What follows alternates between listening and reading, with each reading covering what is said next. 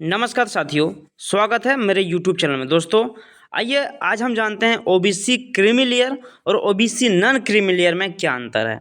देखिए, ओबीसी में दो कैटेगरी होता है, ओबीसी क्रीमी लेयर और ओबीसी नॉन क्रीमी लेयर, जिसको एनसीएल बोलते हैं। इसकी जो अंतर होती है सालाना आय के आधार पर होता है। दोस्तों जो भी होता है ना, OBC creamy layer OBC non creamy layer, वो आय के आधार पर होता है। ओबीसी क्रीमी लेयर में वो लोग आते हैं जिनकी सालाना आय 8 लाख रुपये से ज़्यादा हो, मतलब आपका सालाना आय 8 लाख से ज़्यादा है तब आप ओबीसी क्रीमी लेयर में आएंगे। अगर आपकी ओबीसी नॉन क्रीमी लेयर अगर 8 लाख से कम है आपका सालाना आय, तो आप ओबीसी नॉन क्रीमी लेयर मतलब एनसीएल में आएंगे। देखिए इसकी और भी हम देख लेते हैं इसकी कुछ बातें। ओबीसी नॉन क्रीमी लेयर के लिए जो पात्रता होता है, जो ओबीसी जिसका एनसीएल बनता है, एनसीएल जो बनवाते हैं आप लोग, तो उसका जो पात्रता है वो क्या है। ओबीसी नॉन क्रीमी लेयर के लिए पात्रता मापदंडों में पारिवारिक आय के अलावा माता पिता की रैंक और व्यवसाय जैसे कारकों पर भी शामिल है। अगर आपकी माता पिता कोई गवर्नमेंट जॉब में है तो आपकी जो है आपको ओबीसी क्रीमी लेयर में रखा जाएगा। अगर दोनों आपके माता पिता कोई भी माता या पिता में से कोई भी अब गवर्नमेंट जॉब में है तो आपको क्रीमी लेयर में रखा जाएगा, क्योंकि आपकी पारिवारिक सालाना आय है वो 8 लाख से अधिक हो जाएगा। कोई भी देखिए दोस्तों, कोई भी गवर्नमेंट जॉब में आपकी रैंक उतना पेमेंट तो आ ही जाता है, आजकल अच्छी खासी पेमेंट मिलती है।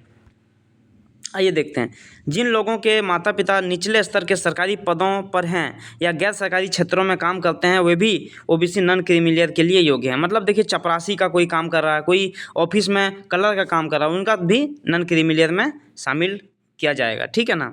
अब देखिए, ओबीसी नॉन क्रीमी लेयर के लिए यहाँ पे ओबीसी नॉन क्रीमी लेयर के लिए पात्रता मापदंडों को पूरा करने वाले लोगों को OBC non creamy layer certificate दिया जाता है। मतलब जो भी नॉन क्रीमी लेयर का मापदंड है, जैसे पहला मापदंड हम आपको बताएं कि 8 लाख से कम होना चाहिए, माता पिता को निचले स्तर का गवर्नमेंट जॉब में होना चाहिए, ऊपरी स्तर का नहीं निचले स्तर का, जैसे क्लर्क वगैरह हो गया, चपरासी वगैरह हो गया, इस सब का। ओबीसी नॉन क्रीमी लेयर के लोगों को यूपीएससी में 27% आरक्षण का लाभ मिलता है। मतलब OBC non creamy layer NCL को 27% लाभ का आरक्षण मिलता है। ठीक है ना। अगर देखिए ओबीसी क्रीमी लेयर ये लगभग जनरल कैटेगरी में रखा जाता है। अब ओबीसी क्रीमी लेयर के बारे में जानकारी देखते हैं। एनसीएल के बारे में हम लोग नॉन क्रीमी लेयर देख लिए पिछले में, अब ओबीसी क्रीमी लेयर के देखते हैं। ओबीसी क्रीमी लेयर को फॉरवर्ड क्लास भी कहा जाता है। क्रीमी लेयर को फॉरवर्ड क्लास मतलब जनरल क्लास भी कहा जाता है। ओबीसी क्रीमी लेयर के लोगों को कोई सरकारी लाभ नहीं मिलता है। ओबीसी क्रीमी लेयर के लोगों को किसी भी तरह का आरक्षण नहीं मिलता है, ये जनरल कैटेगरी में रखा जाता है दोस्तों। ठीक है। इन आंकड़ों में सबसे बड़ी आबादी ईबीसी यानी अत्यंत पिछड़ा वर्ग की पाई जाती है, जो 36% है। दूसरे नंबर पर ओबीसी यानी अन्य पिछड़ा वर्ग की संख्या जो 27% है। इस तरह राज्य में कुल पिछड़े 63% हैं, लेकिन उसमें भी कैटेगराइजेशन का कर दिया जाता है, और ईबीसी क्लास 36% के साथ सबसे बड़ा समूह है। ठीक है ना।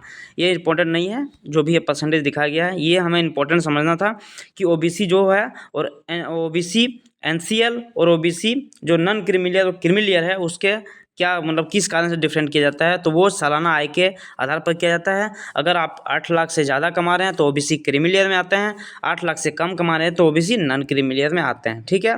आप जो भी एनसीएल आप पूछेंगे एनसीएल कैसे बनता है, आप जो भी अपने प्रखंड का जो प्रज्ञा केंद्र है उसमें पहले आपको आय, जाति, आवासीय आय सारा चीज़ बनेगा, ओबीसी वगैरह सब बनेगा, उसके बाद ही आपका एनसीएल सबसे लास्ट में बनता है। ठीक है दोस्तों।